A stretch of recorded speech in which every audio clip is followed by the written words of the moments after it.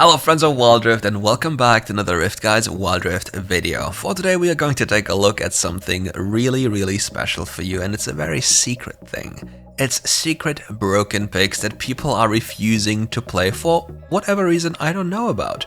However, before we hop into it, let's talk about our question of the day. What is your secret OP pick? Let me know in the comments below. Number one on this list is going to be the favorites streamers hated pick. It's Senna.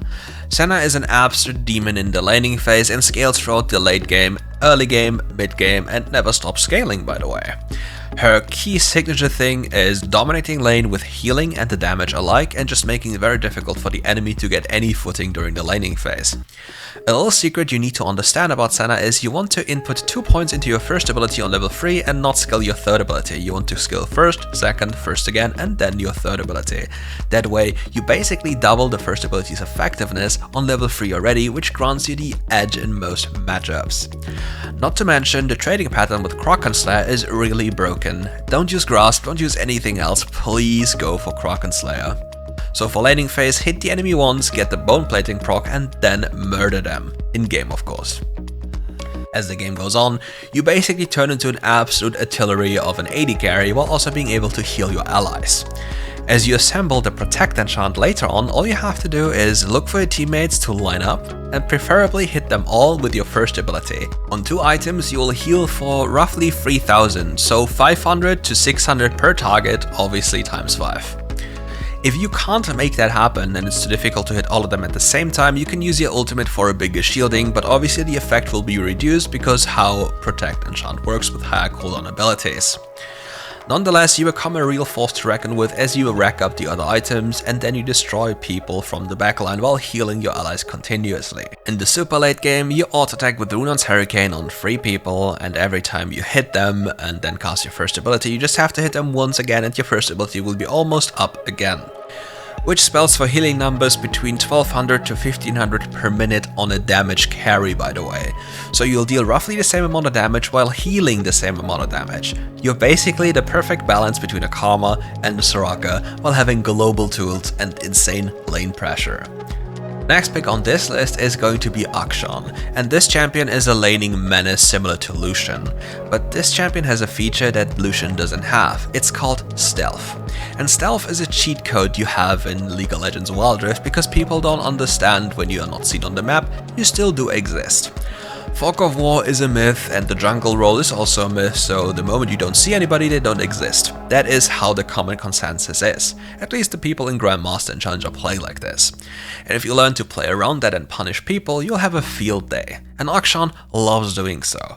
Akshan can basically in most of his games push the first wave super fast with his first ability and then rotate to another lane and gank them without losing too much or anything. Once he gets a kill and gets snowballing, things get really dicey for the enemy. Another secret most of the players don't tell you about Akshan is putting another point into your third ability on level 3.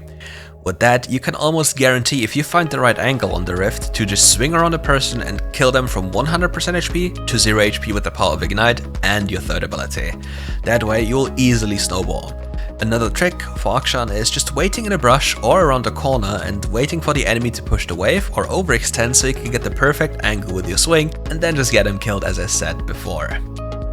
The next champion on this list is going to be Nautilus in support and obviously the jungle role. Nautilus is absolutely broken with AP in jungle. His jungle clear is absurd if you understand how to properly do it, like start with the second ability, smite the first Kruk camp. You always start with a camp and not with the buff. That's a big mistake to start with the buff, by the way. And then you clear towards the other side of the map. While doing so, you'll finish your clear at 135, 140, maybe 142 depending on how slow you are, but you should aim for at least like 144. That is completely reasonable even without too much practice. But the faster you are, the better, so probably like 137 if you're realistic. And if you are learning to understand and learning how to do this properly, you have high income, and the more you get into the later stages of the game, the faster you'll clear your jungle. Then it's mainly about using your ultimate ability to set up your first ability and your full combo hit. If you get that one down, you'll remove one target from the equation instantly, and that makes the fight super easy to be executed afterwards. Nonetheless, you have to factor in one thing. You are squishy as heck. If you get hit or miss, you probably die instantly, and this is something you have to learn. You will kill or you will get killed, so better end up being the killer, right? Anyway, this champion is absolute bonkers in terms of damage output and reliability, because he can't miss unless the enemy has summoner spells or specific tools to avoid getting hit. But most of people don't buy stasis, most of the people don't buy the Veil enchant on support, so you are probably good to go. And even if that happens to be the case, you can still aim for the people that are not in range of their allies, or just don't have the tools to protect themselves, and that way you'll have easy access to anything you want. Especially a big problem with this pick is just hiding in brushes and waiting for the enemy to commit for a mistake. You have super high damage, so if you're counter ganking after clearing your jungle because you're so fast at it, you sit in a brush and wait for the enemy to gank, and then you just one-shot the first target coming close to you, and that way you can easily snowball the game. Also, taking objectives is super fast since you do so much bonus damage to monsters. I'm really curious as to Riot did this, but well, we'll never know and understand the true ways of the balancing team. With Nautilus rising in the jungle meta, we also have to consider a pick that is very good into Nautilus, or in combination with Nautilus. It's Morgana. Morgana in the jungle role is a very underrated pick, because people just don't like to play her because she's non-interactive and very annoying to deal with, but it's really not flashy to play her. All you do is plaster the floor with your pools and then look at the enemy slowly die. And while they're writhing in agony, not much is going to happen because you're just looking at them. But with Nautilus being in the meta, your Black Shield becomes a valuable tool because you don't have to commit a full item slot to help your allies or yourself survive his combo. Also, since Nautilus is a very committal champion because he has to go in if he wants to play outside of his ultimate ability, Morgana can do the same, but just better in a sense of not being forced to do anything. She becomes a critical mass as the game goes on and turns the game into a very problematic thing. She has a wave clear, she has objective damage, and she can deny the enemy team taking objectives because if they clump up around that objective, they'll take heavy damage. That is, as she has more items. Morgana's first item is Ludens, and on that item she deals kind of a bit of damage. It's probably mostly the Ludens damage because her damage increases the lower the people are. But the moment we get to like free items as well, every AP champion in the game, she becomes a real problem. But with her reaching the super late game, her Liandry's Torment, once she has it with a Void Staff, will take away I think like 4% per second of your maximum HP just from Liandry's without even factoring in the second ability's damage. So if she tags you once, she takes away 10% of your HP bar post mitigation, probably a little bit less, and that's just being touched once for the Liandry. If you stand in those things, you'll get burned away so fast, and the burn doesn't stop.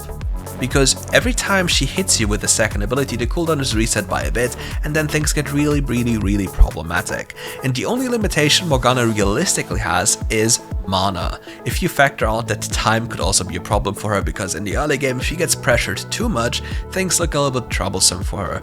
And she can only realistically start with the blue buff, because if she can't start blue buff, she loses out on so much because she wants to double cast blue buff and Gromp and have the bonus mana. So if you want to fight a Morgana, invade her here and punish her. That's probably your best bet of getting something against her. The last champion for this list is going to be Kayn. Kayn is secretly OP if you are playing into very heavy melee bruiser comps.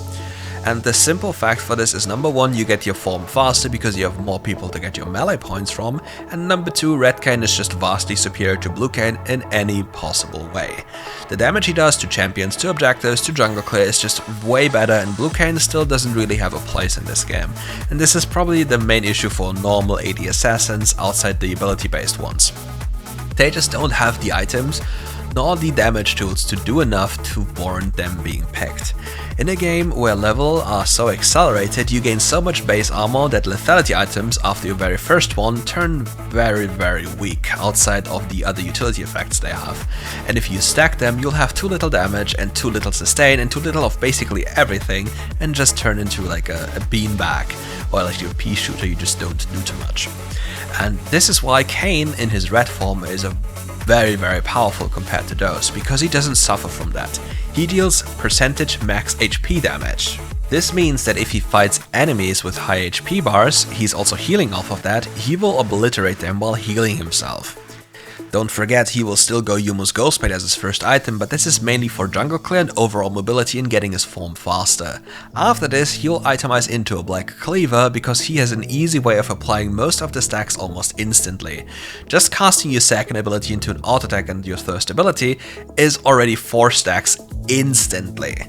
And That way you get a lot of value, so your second cast will deal even more damage. And since all of his abilities are AoE apart from his ultimate ability, he deals quite a lot of area damage too.